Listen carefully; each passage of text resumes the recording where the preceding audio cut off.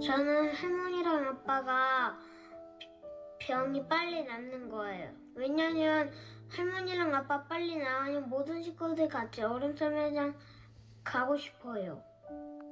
제가 원하고 바라는 것은 수영학원에 다니는 겁니다.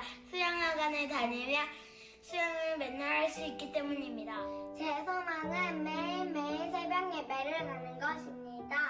그 이유는 마음이 따뜻해지고 기쁘고 하루를 즐겁게 시작할 수 있기 때문입니다.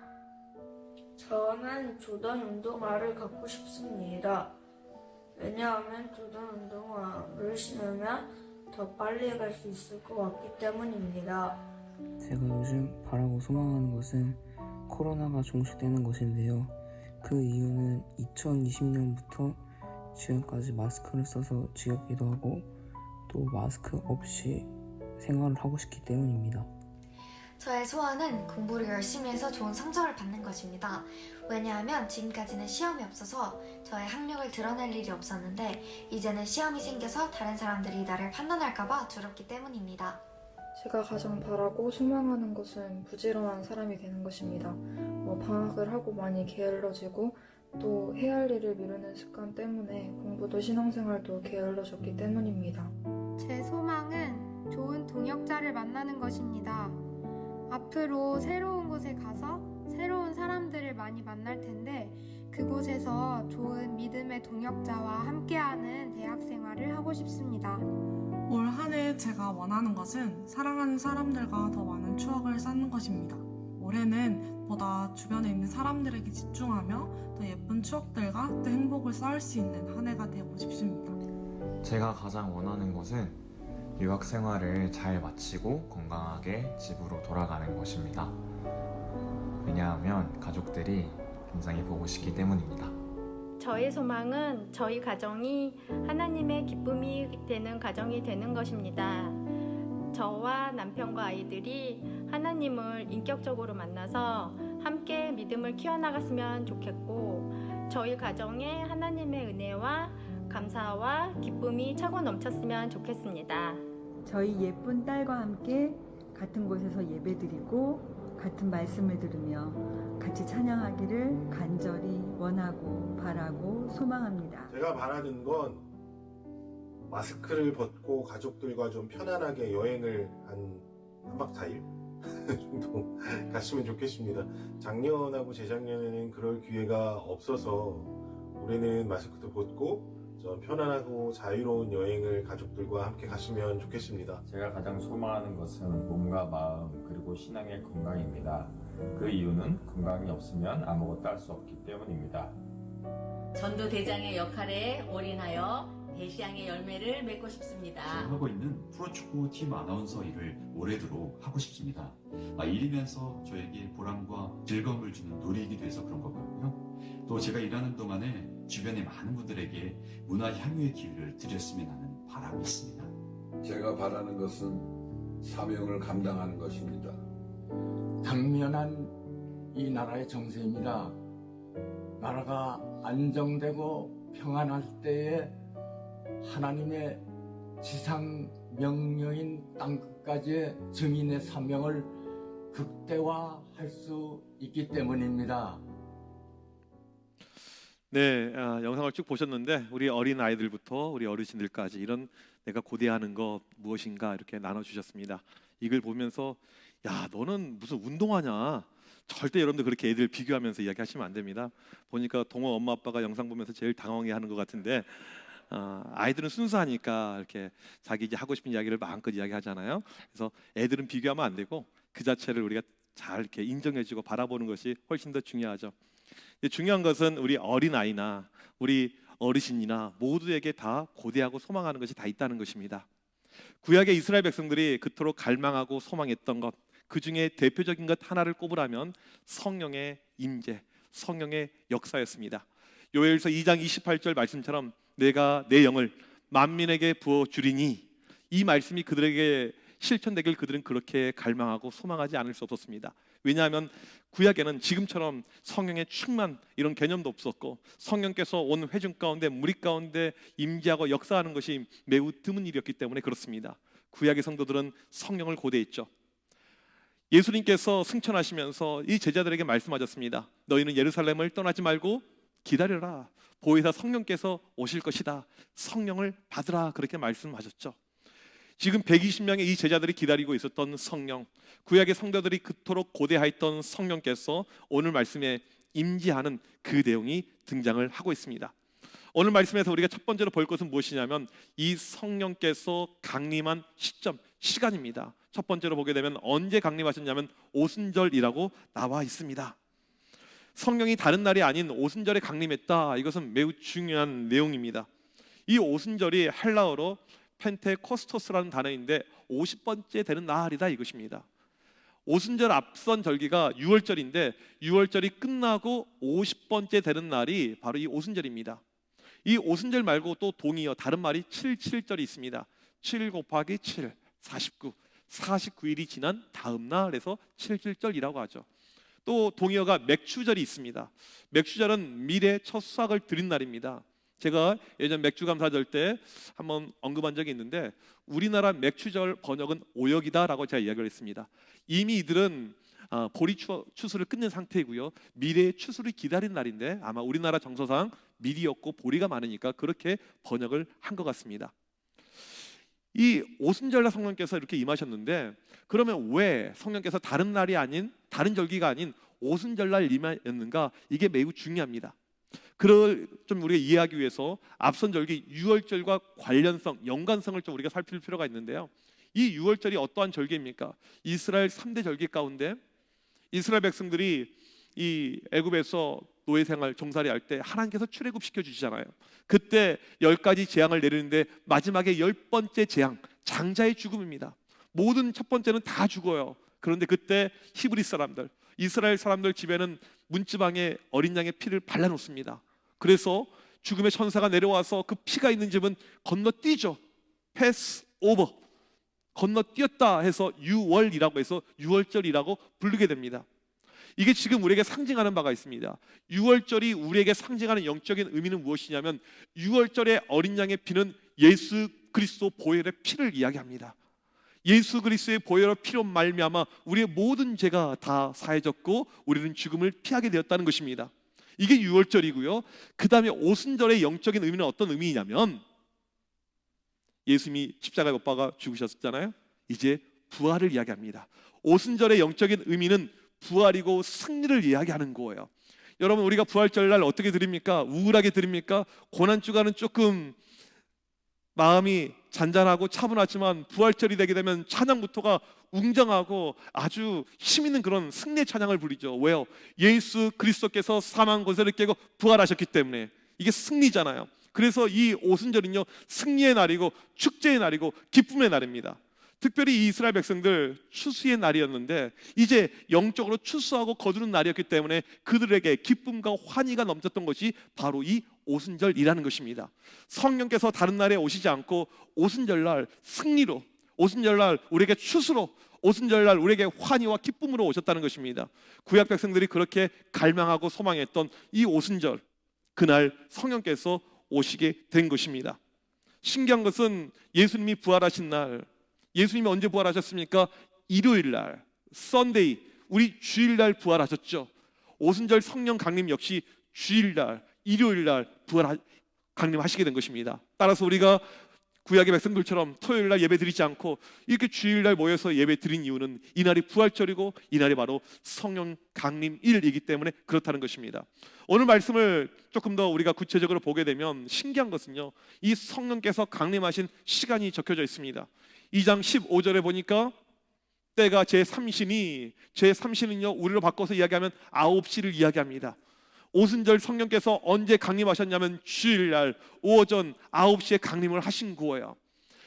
이 예수님의 제자들은 예수님 부활 승천하신 다음에 이미 안식일이 아닌 이 부활하신 주일날 모여서 예배를 드리고 있었습니다. 그 주일날 이른 시간 아침 9시에 이 현장에서 성령께서 임재하셨다는 것입니다. 그렇다면 두 번째로 이 성령께서 어떠한 모습으로 임하셨는가 이것을 보도록 하겠습니다. 2절에 보니까 호련히 갑자기 임하시는데 하늘로부터 급하고 강한 바람 같은 소리를 내면서 임하게 됩니다. 이 120명이 지금 듣고 있는 소식, 이 소리는요, 한 번도 들어본 적이 없는 소리입니다. 이건 아주 이상한 소리였어요. 이건 정말 이 세상에서 들어볼 수 없는 어떤 부조화의 그런 어떤 소리였다고 이야기를 합니다. 제가 지난 수요일 날 설교 시간에 말씀을 드렸지만 이초석 2단이죠. 예수 중심교회라는 2단 교회가 지금도 활개를 치고 있는데, 이 과거에 보게 되면 잠실 실내 체육관이라든지 이 넓은 실내 공간에서 대형 집회가 많이 이렇게 열리게 되었습니다. 그러면 이 집회 가운데 이들이 주장했던 것이 무엇이냐면 오늘 이 시간에 오순절 성령께서 강림하신다, 이것을 이야기하는 거예요. 그리고는 실내 체육관인데 바람이 불어와요. 실내입니다. 에어컨이 아니에요. 히터가 아닙니다. 아무것도 켜져 있지 않은, 갑자기 바람이 샥 흘러와요. 사람들은 그때 성령께서 우리에게 임재하셨다 하면서 황홀경에 빠지고 이런 일이 있었는데, 나중에 알아봤더니 전부 다 조작이었고 가짜였습니다. 여러분, 오순절 성령 강림은요, 단회적인 사건입니다. 한 번밖에 없는 사건이에요. 예수님께서 이 땅에 성육신 인간의 옷을 입고 오신 것이 한 번밖에 없듯이 오순절 성령의 강림 역시 한 번밖에 없는 이런 사건입니다. 그런데 이 사건을 아주 특별하기 때문에 하나님께서 우리에게 보여주십니다. 성령은 눈에 보이지 않죠. 하나님은 눈에 보이지 않습니다. 하나님의 영은 우리가 볼 수가 없습니다. 그런데 아주 특별한 오순절 성령의 강림이기 때문에 눈에 보이게끔, 만지게끔, 그렇게 느끼게끔 그렇게 우리에게 보여주고 있다는 것입니다. 이 성령께서 바람처럼 임재하였다라고 이야기를 하고 있는데, 우리가 이 부분에 집중할 필요가 있습니다. 이 바람이 히브리어로 루아흐라는 이런 단어입니다. 이 루아흐는 번역하면 바람도 되고 영도 되고 성령도 되는 이런 단어입니다. 성경을 보게 되면 하나님의 영이 이 바람처럼, 바람과 같은 모습으로 임재하는 것을 우리가 보게 됩니다. 창세기 1장 2절을 보게 되면 하나님의 영이 수면 위에 운행하셨다라고 합니다. 하나님의 영이 이 천지 창조 가운데 이 바람처럼 임재하는 것을 알 수가 있죠. 창세기 2장 7절을 보게 되면 아담을 창조하실 때 아담에게 생기를 그 코에 바람으로 불어 넣어줍니다. 그랬더니 아담이 생명, 살아있는 영적인 존재가 되었습니다.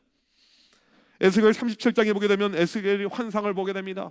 이 시체들, 이 마른 뼈들, 이들에게 생기, 바람이 들어가니까 이들이 살아 움직이게 됩니다.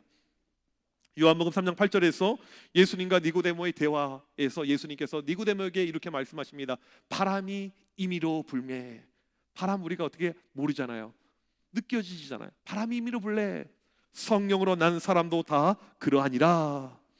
성령의 임재가 바람처럼 임한다, 이것을 이야기를 하고 있습니다. 이 말씀을 통해서 성령이 바람처럼 임한 것을 알 수가 있는데, 그것이 가지고 있는 의미가 무엇인가? 이 바람의 의미는 살리는 영, 생명을 주는 영이라는 것입니다. 이제 성령과 함께 이 땅에 교회 시대가 도래하게 되는데, 교회에 임한 성령은 교회를 살리는 영입니다. 교회에 생명을 주는 영이, 이게 바로 성령이라는 사실입니다. 오늘 말씀 3절에 보니까 또 이렇게 성령을 묘사합니다. 마치 불의 혀처럼 갈라지는 것들이. 지금 이게 사람들에게 다 보입니다. 그런데 보게 되면 불이라고 이야기하지 않고 불의 혀라고 이야기를 하고 있습니다. 우리가 모닥불을 피울 때 보게 되면요, 이 불이 막 움직입니다. 활활 타오르면서요. 이게 마치 사람의 혀처럼, 혀가 날름날름 움직이는 것처럼 그런 모양을 이루죠. 지금 그 장면을 이야기하고 있는 것입니다. 불이 그냥 불이 아닌 불의 혀처럼. 이게 성령의 모습이라는 것입니다. 왜 성령께서 이렇게 불로 임하게 되는가 봤더니, 불은 모든 것을 태웁니다. 정결하게 하죠. 이사야 6장 5절에서 이사야 선지자가 화로다 나는 망하게 되었도다 라고 이야기합니다. 하나님 앞에 선 자기의 모습을 보니까 죄로 인해서 망하게 되었거든요. 그럴 때 스랍, 하나님의 천사를 통해서 이사야의 입을 찢습니다. 불이 임해서 그를 정결케 하는 것입니다. 이제 성령과 함께 이 땅에 교회 시대가 도래하게 되는데, 교회의 중요한 것은요, 교회는 정결해야 됩니다. 교회는 깨끗해야 돼요. 교회는 문제가 없어야 됩니다. 근데 여기에 딜레마가 있죠. 교회 안에 있는 성도들의 모습이죠. 우리의 모습. 우리는 죄가 얼마나 많습니까? 우리는 한 주간의 삶을 돌이켜보게 되면 정말 죄가 많은 것이 우리의 모습이잖아요. 그러니까 교회 안에서도 서로 목소리가 나옵니다. 이 목소리, 저 목소리, 다양한 사람의 목소리. 오죽하면 어떤 목사님이 교회는 종합병원이다라고 이야기했어요. 정신병원, 수학병원, 여러 가지 병동들.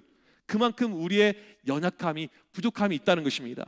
우리의 연약함, 부족함이 있는 채로 우리가 찬양들을 하고 우리가 이렇게 봉사를 하게 되면 항상 충돌이 발생하게 됩니다. 그래서 필요한 것이 무엇이냐면 성령의 불이 필요한 거예요. 우리를 태우는. 여러분, 예배를 통해서 성령의 불을 통해서 우리를 태우지 못하잖아요. 끊임없이 교회는 문제와 갈등 가운데 있을 수밖에 없습니다. 끊임없이 태워야 되는 거예요. 성령의 불이 임함이 이야기하는 것은요, 태우는 것입니다. 교회에 임하게 되면 우리의 모든 죄악된 것들이 다 불살라 태워지게 되는 것입니다. 영국에 이 성령의 불이 임할 때 보니까 이 대학생들이 성령의 불 가운데 자기들이 학교에서 컨닝한 것을 고백합니다. 교수님, 제가 컨닝했습니다. 저를 F 처리해 주시길 바랍니다. 이 상인들이 사람들 사기친 것을 이야기합니다. 또 어떤 범죄자들, 이 도둑놈들은 스스로 자기가 도둑질한 것을 경찰에 이야기하고 자기 발로 교도소로 들어간 일이 발생했습니다. 1907년 우리 땅에, 이 땅에 평양 대부운동이 일어날 때 길선주 장로, 이 장로님이 공개석상에서 교인들 앞에서 자기의 죄를 토설합니다. 여러분, 성령은요 우리의 죄를 태우는 그 역사를 우리에게 주고 있습니다. 우리의 죄를 태우면서 이 심령을 뜨겁게 만들어 줍니다. 1738년 5월 24일 날 영국 올더스게이트, 이 작은 이 교회에서 이 젊은 종이 성령의 불을 체험하게 됩니다. 성령의 불을 체험하게 돼요. 전에는 내가 하나님을 믿으면서 하나님의 일을 한다고 이렇게 살았지만 그냥 밍숭맹숭 살아왔던 거예요. 근데 그날 그에게 강력한 성령이 임하게 됩니다. 그 성령을 받은 사람이 요한 웨슬레예요. 이 요한 웨슬레가 성령을 체험한 다음에 너무 뜨거워서 신대륙으로 배를 타고 넘어갑니다. 그 당시 이 미국 땅, 이 신대륙 해봤자 이 원주민들, 토착민들이 많이 있었고 복음이 전혀 전파가 되지 않았는데 홀로 복음을 증거하게 됩니다. 그래서 이 웨슬리가 마차를 타고 복음을 증거하게 되는데 얼마를 복음을 증거했냐면 40만 킬로미터. 여러분, 지금도 어떤 한 차를 40만 탔다고 그러면 차 이건 벌써 폐차해도 옛날에 폐차해야 될 수준인데 마차로 40만 킬로미터. 여러분, 미국에 가보게 되면요, 단일 교회수로 지역마다 시골마다 가장 교회가 많이 보이는 것은요, 감리교입니다. 연합 감리교단, UMC라는 교단, 이 교회들이요 가는 데마다 다 있어요. 한 명 복음 증거자 웨슬리가 혼자 감리교도로서 미국 전역을 휘젓고 다니면서 뜨거운 열정 가운데 복음을 증거했었을 때 지금 이 감리교회에 놀라운 열매가 나타난 것입니다. 복음은요, 사람의 심령을 뜨겁게 타오르게 만드는 그 역사가 이렇게 있는 것입니다. 오늘 본문에서 성령을 바람으로, 불로 이렇게 묘사를 했습니다. 바람과 불, 이게 두 개 합쳐지면 어떻게 된 줄 아십니까? 바람과 둘이 합쳐지게 되면 어떤 일이 발생합니까? 바로 산불이 나게 됩니다. 여러분, 봄철 되게 되면 산불, 우리 경계령이 있죠. 강원도 지방에 이 산불이 한번 일어나게 되면 이건 막을 수가 없습니다. 오래된 수백 년 된 사찰을 다 태워버리고요, 문화재를 다 불살라버리고요, 온 동네 주민들이 다 피신을 가야 됩니다. 산불은 너무나도 무서워요. 이건 인력으로 막기도 어렵습니다. 미국 캘리포니아 이런 지역에 한번 산불이 나게 되면요, 몇 달 동안 막을 수가 없이 통제가 불능할 정도로 퍼져나가는 것입니다. 지금 성령의 산불이 임한 거예요. 사람이 막을 수가 없습니다. 성령의 산불이 임해서 유대를 뛰어넘어서 사마리아를, 그 다음에 땅끝으로 계속 나가는 것입니다. 여러분, 우리가 갈망하고 소망해야 되는 것은 무엇이냐면 하나님, 우리 교회에 성령의 산불을 불러 넣게 하여 주셔서 성령의 산불이 넘쳐나서 우리가 감당할 수 없는 그 불의 놀라운 역사하심이 우리 교회를 통해서 동서남북 퍼지게 하여 주셔서 그런 갈망이 우리에게 필요하다는 것입니다. 세 번째로, 성령을 받은 사람들의 모습입니다. 그렇다면 성령을 받은 120명의 모습이 어떠할까요? 오늘 말씀에 크게 두 가지 모습이 나옵니다. 먼저는 첫 번째로 현장에 있었던 120명 모두가 다 성령을 받았다는 것입니다. 오늘 본문은요, 이것을 강조하기 위해서 아주 세밀하게 기록해 놨습니다. 2절에 보니까 성령이 각 온 집에 가득하며, 온 집에 가득. 3절에 보니까 각 사람 위에 하나씩 임하여 있더니, 그러니까 성령님께서 두루뭉실하게 그냥 퍼주는 것이 아니고 한 명 한 명에게 임하는 것이 눈에 다 보이는 거예요. 4절에 보니까 그들이 다 성령 충만을 받고 한 명도 빠짐없이 100% 모두가 다 성령의 충만을 체험했다는 것입니다. 두 번째로 4절에 보니까 모두가 다른 언어를 말하기 시작을 하게 됩니다. 이들이 자기의 의지로 말을 하는 것이 아니에요. 4절을 보십시오. 성령이 말하게 하심을 따라. 쉽게 말하면 이들이 방언을 지금 하고 있습니다. 그런데 이들이 하고 있는 방언은요, 우리가 아는 룰루 따따 이런 방언이 아니에요. 언어입니다. 언어요. 새로운 언어를 이야기하는 거예요. 공부한 적도 없고 배운 적도 없는 그런 언어를 이들이 지금 이야기를 하고 있는 것입니다. 지금은 언어의 장벽이 많이 무너져 있죠. 우리 교회도 언어를 여러 개 하신 분들이 계십니다. 이제는 조금만 노력하게 되면 우리가 언어를 여러 개 할 수가 있어요. 감사합니다. 땡큐, 단케, 쉐쉐, 그라시아스, 아리가또. 제가 벌써 6개국어를 했어요. 누구든지 할 수 있습니다. 누구든지요. 이게 이 시대의 모습인데 이 당시는 이중언어 하는 사람이 거의 없었다고 그래요. 무역을 하는 사람들 중에 일부 소수만 하였고 이중언어 하는 사람들이 없었는데 성령의 능력을 체험하자 이들이 다른 말, 태어나서 한 번도 해보지 않은 그 언어들을 이야기하게 됩니다. 오늘 말씀 9절에서 11절 보게 되면 지역의 이름들이 나오죠. 지금 수많은 인파가 이 오순절에 예루살렘에 모이게 되었습니다. 지금으로 보게 되면 이란, 이라크, 인도, 그 다음에 아프리카 지역, 그 다음에 이 로마, 거의 수많은 전 세계에 수많은 사람들이 몰려들인 것입니다.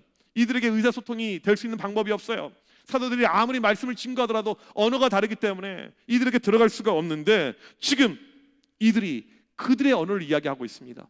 나는 그냥 똑같은 하나님의 말씀을 증거하는데 이라크어로 가는 거예요. 이란 말로 가는 것입니다. 이집트 말로 가는 것입니다. 라틴어로 가는 것입니다. 놀라운 일이 발생한 것입니다. 성령을 받자마자 120명이 다른 나라 말을 이야기하고 있습니다. 사람들이 다 놀라죠. 알거든요. 저 갈릴리 사람 아니야? 저 배운 적도 없는데, 저 언어 알지도 못하는데 어떻게? 우리가 대충 아는 이런 방언이 아닌 말 그대로 언어, 새로운 언어를 지금 이야기를 하고 있는 것입니다. 7절을 보니까 다 놀라 신기하게 여겨 이렇게 나옵니다. 여러분, 인류에게 죄가 들어온 다음에 하나님께서 이 인류를 심판하십니다. 이게 노아의 홍수 사건이죠. 이제 노아의 남은 8명의 식구를 통해서 신인류를 만드십니다. 근데 이 죄의 뿌리가 어떻게 가지가 않아요. 다시 인간들이 죄를 짓습니다. 홍수로 멸망당했던 기억이 있으니까 이제는 우리가 살아야겠다. 우리가 이제 하나님 앞에 가까이 가야겠다. 우리가 이제 하나님이 돼야겠다. 이런 마음을 가지고 바벨탑을 쌓습니다. 그때 하나님께서 이놈들 안 되겠네 하면서 그들의 언어를 혼잡케 합니다. 그러니까 바벨탑 전에는 인류의 언어가 하나였는데 바벨탑 이후로 언어가 다양해진 거예요. 의사소통이 안 되게끔 만들어진 것입니다. 우리가 지금 언어를 공부해야 되고 각 나라마다 언어가 있는 이유는요, 죄의 결과라는 사실이죠. 성령께서 임하는 가운데 이 부분이 해결이 되는 것입니다. 언어의 장벽, 이것을 뛰어넘게 만들어 주신 거예요. 성령은요, 하나로 만들어 줍니다. 성령의 충만, 성령의 역사가 있으면요, 여러 가지 잡음들, 여러 가지 소리들, 여러 가지 노이즈들 다 사라지는 거예요. 이게 성령의 임재고 성령의 역사이죠. 지금 우리가 복음을 증거할 때 이제는 언어를 공부하면 되지만 우리 가운데 교회에서 여러 가지 소리가 날 때가 있어요. 여기서 이 소리, 저기서 저 소리. 성령께서 임하게 되면요, 이 소리를 하나로 묶어줍니다. 지금 이런 역사가 이들에게 나타나고 있는 것입니다. 인종을 뛰어넘어서 복음을 받아들이게 됩니다. 성령을 통해서 이들이 바로바로 복음을 지금 체험하고 있는 거예요. 이 놀라운 역사가 예루살렘 땅에 오순절에 지금 임하게 된 것입니다. 오늘 이 말씀을 통해서 우리에게 적용할 수 있는 것 2가지가 있습니다. 첫 번째 무엇이냐면 성령은 그토록 고대에 있던 다락방에 120명에만 임했다는 것입니다. 오늘 말씀에 오순절 이 성령께서 강림하시는데 한 명 한 명에게 임했어요. 한 명 한 명. 모두가 본 거예요. 여기 권사님에게도 임했네, 여기 집사님에게도 임했네, 장로님에게도 임했네. 모두가 다 본 거예요. 근데 중요한 것은 무엇이냐면 그 안에, 다락방 안에 있었던 120명에게만 성령께서 임했고 그 밖에는 임하지 않았어요. 항상 그 기도회에 함께 있던 이 백성 가운데 그날은 어떻게 못 나오게 되었습니다. 그는 성령을 체험하지 못했습니다. 그날 120명 그 자리에 앉아 있었던 그 사람에게만 성령께서 임하셨다는 것입니다. 이게 우리에게 주는 교훈이 커요. 그 공동체 안에, 그 모임 안에, 그 무리 안에 있는 그 사람에게만 성령께서 임하셨다는 것입니다. 영국의 유명한 설교가 마틴 로이드 존스 목사님이 이런 이야기를 하셨어요. 우리가 교회를 출석하다 보면 어쩔 수 없이 빠지거나 어쩔 수 없이 다른 일이 생기는 그런 경우가 있을 수가 있잖아요. 내가 한번 교회를 빠지게 되었는데 내가 교회를 빠진 바로 그날 놀라운 하나님의 은혜와 하나님의 임재 역사가 바로 임할 수가 있다는 것입니다. 그러니까 지난주가 아니고 딱 이번 주 내가 교회를 빠졌던 바로 그 순간 그날에 하나님의 놀라운 임재와 역사가 나타날 수가 있다는 것입니다. 나는 그냥 딱 한 번 빠졌는데 그날 나만 그 은혜를 체험하지 못할 수가 있다는 것입니다. 여러분, 우리에게 중요한 것은 무엇입니까? 바로 이 은혜의 자리예요.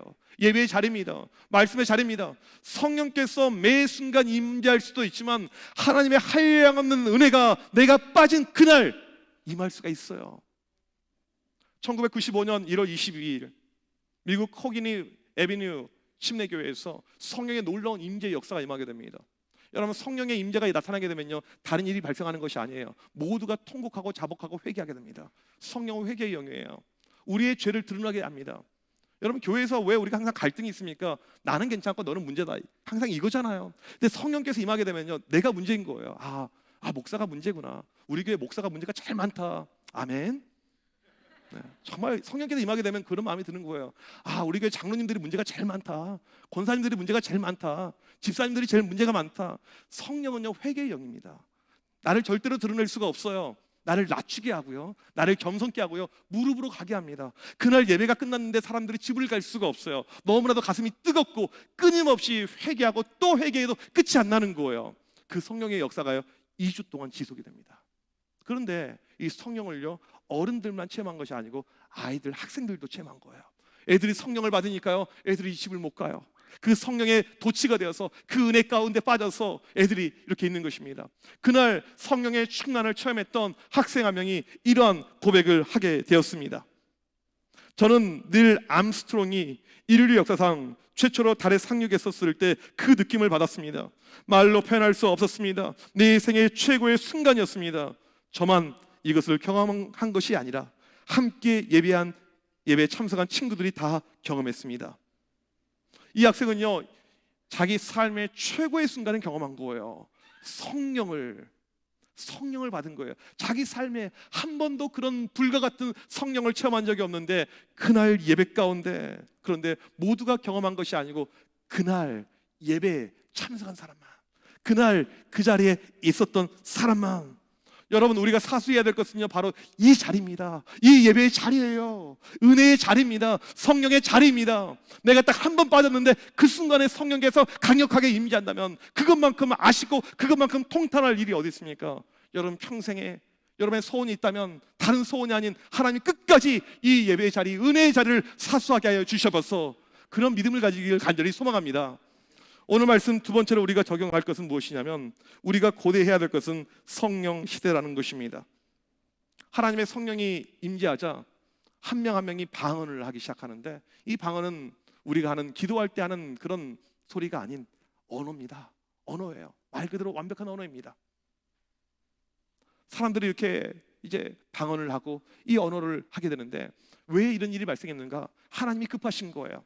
지금 이제 복음이 지금 열방 가운데 전파가 돼야 됩니다. 예수님도 이 땅에 계시지 않아요. 이제는 사도들, 제자들 통해서 이게 확산이 돼야 되는데 하나님 마음이 급하신 거예요. 그래서 이들을 통해서 언어의 장벽을 뛰어넘게 만들어 버립니다. 복음이 순식간에 퍼지게끔 하시는 거죠. 언어의 장벽을 뛰어넘어서. 여러분 이 제자들이 예루살렘에서 교회를 이제 세웁니다. 복음의 놀라운 능력이 나타나게 돼요. 그 다음에 다른 지역으로 넘어가게 됩니다. 선교지에 가서 또 열심히 사역하면서 복음이 급속으로 퍼지게 돼요. 성령을 받으니까 이런 역사들, 능력이 나타나게 됩니다. 여러분 우리나라에 복음이 언제 들어온 줄 아십니까? 보통 우리가 알고 있기에는 언더우드 아펜젤러 1800년대 후반 이렇게 온 걸로 알고 있는데 교회사를 공부해 보게 되면요 여러 가지 이건 이제 정사가 있고 야사가 있고 여러 가지 썰이 있는데 그 중에 한 스토리가 무엇이냐면 우리나라 복음이요 3세기 전에 들어온 걸로 알려져 있어요. 우리는 생각하지도 못했는데 실제로 저 가야 문명에 보게 되면 십자가 상이 출토가 되었고요 마리아 상이 나온 것을 알게 됩니다. 우리나라 복음이 생각보다 빨리 들어온 것을 알게 됩니다. 근데 이제 복음이 들어왔다가 금방 식어버렸겠죠. 하나님께서 마음이 급하시니까 성령의 역사를 통해서 언어의 장벽을 뛰어넘으면서 순식간에 지금 복음이 전파가 되게 됩니다. 이제 이 세상에 교회의 시대가 열리게 됩니다. 교회는 성령을 통해서 열리게 되는 것입니다. 가는 지역마다 교회가 세워지게 되고 복음의 역사가 나타나게 되는데 이 모든 것이 바로 성령 시대라는 것입니다. 여러분 서두에 말씀드렸듯이 여러분에게 있는 고대하는 바가 무엇입니까? 여러분의 정말 큰 소망, 갈망이 무엇입니까? 우리가 정말 갈망하고 소망해야 될 것은 다른 것이 아닌 이제 우리가 성령을 체험하고 성령을 받아서 성령 시대가 우리 교회에 오는 것입니다.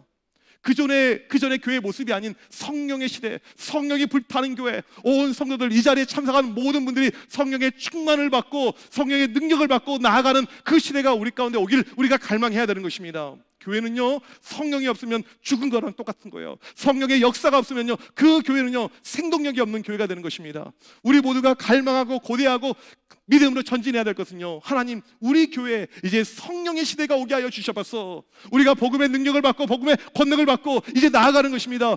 동쪽으로 북쪽으로 남쪽으로 서쪽으로 하나님의 놀라운 복음의 전진과 역사가 우리 교회를 통해서 성령 시대를 통해서 나타나게 하여 주셔서 저는 이런 갈망이 우리에게 나타나길 간절히 소망합니다. 이제 우리가 한 마음으로 이 성령의 시대를 소망해야 됩니다. 성령을 통해서 펼쳐질 놀라운 일들 우리는 바라봐야 됩니다. 하나님은 반드시 역사하시고 일하게 됩니다. 우리가 갈망하고 소망했었을 때 이 다락방에 모였던 120명처럼 그 마음을 가지고 나아갈 때 성령의 시대가 우리 교회 가운데 열릴 줄 믿습니다. 오늘 우리는 그런 믿음을 가지고 하나님께 한 마음으로 가길 간절히 소망합니다. 그럴 때 성령의 놀라운 역사가 우리 교회를 통해서 이루어질 것을 믿습니다. 믿음으로 나아가는 우리 모두가 되시길 주님의 이름으로 간절히 축복합니다.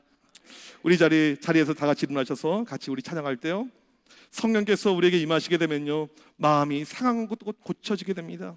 힘들었던 것도 사라지게 됩니다. 새 일이 나타나게 되고 부흥의 역사가 넘쳐나게 되는 것입니다. 이 시간에 간절히 우리가 소망할 때 성령의 기름을 나에게 부어 주옵시고 성령의 시대가 우리 교회를 통해서 열리게 하여 주셔서 우리 같이 찬양 드리겠습니다.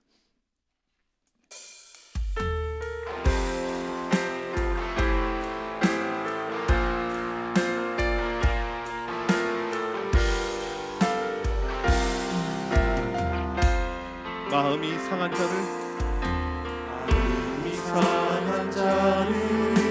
고치시는 하늘의 아버지, 날 주관하소서. 주의 길로 인도하사 자유케 하소서. 새 일을 행하사 부흥케 하소서. 의에 줄이고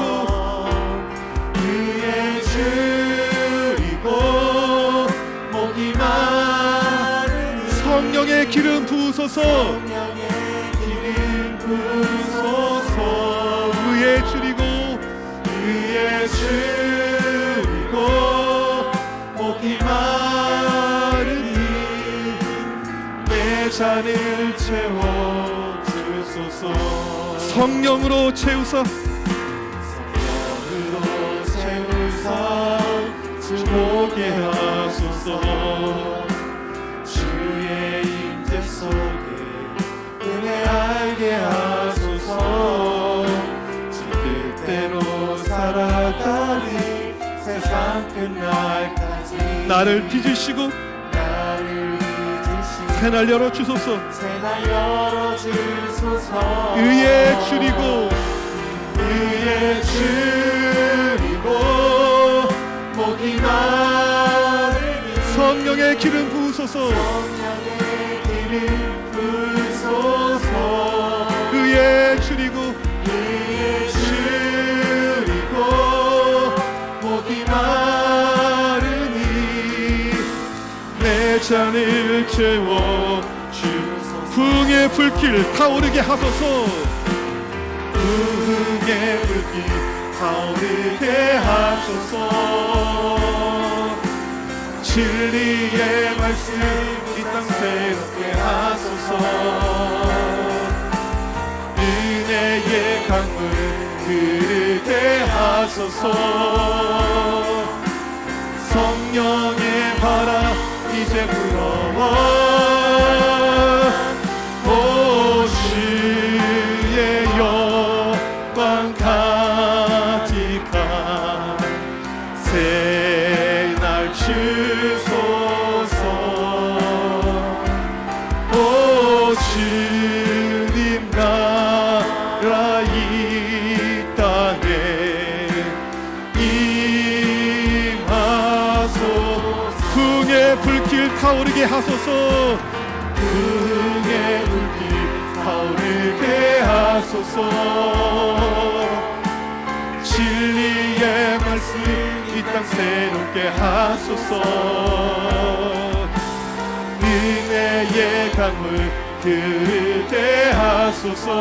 성령의 바람 성령의 바람 이제 불어와 오 주의 영광 가득한 새날 주소서. 오 주님 나라 이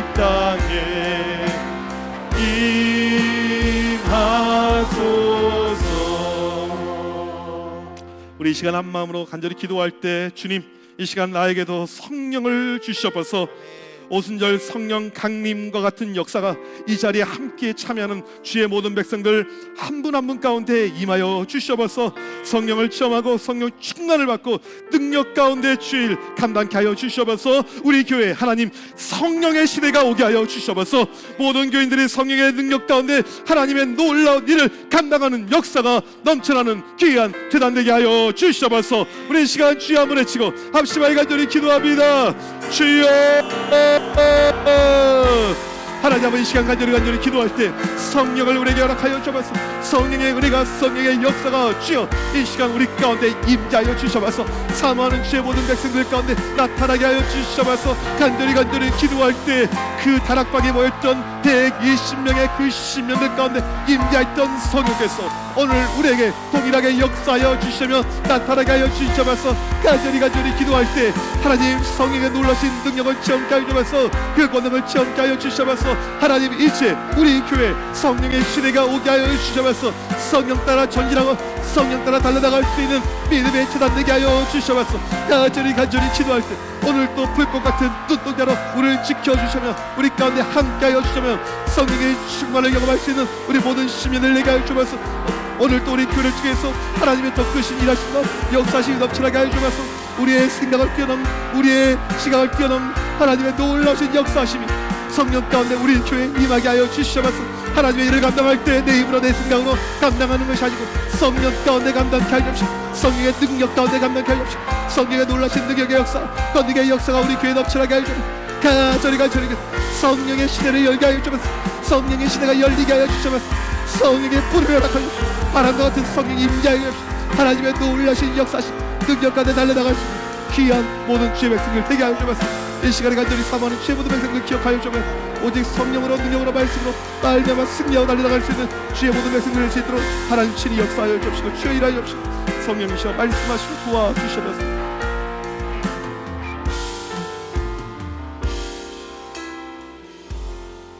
하나님 아버지 감사합니다. 약속하신 성령을 우리에게도 주심을 감사합니다. 이 시간 간절히 기도할 때 갈망하는 주의 백성들 한 분 한 분 가운데 성령의 충만을 매 순간 허락하여 주시옵소서. 청함의 온 성도들이 성령을 충만하는 가운데 우리 교회 성령의 시대가 오게 하여 주시옵소서. 복음의 능력이 넘쳐나게 하여 주셔서 잠자는 영혼들, 죽어가는 영혼을 깨우는 성령의 바람이 우리 교회에 불어넘치게 하여 주시옵소서. 부흥의 불길이 넘쳐나는 우리 재단되게 하여 주시옵소서. 지금은 우리 주 예수 그리스도의 크신 은혜와 하나님 아버지의 무한하신 사랑하심과 성령님의 이루 교통하심이 성령의 바람을 체험하고 성령의 불을 경험하고 성령의 놀라운 능력과 은혜 가운데 새로운 성령의 시대를 열길 원하는 주의 모든 백성들 머리 위에 지금부터 영원토록 함께 있을지어다. 아멘.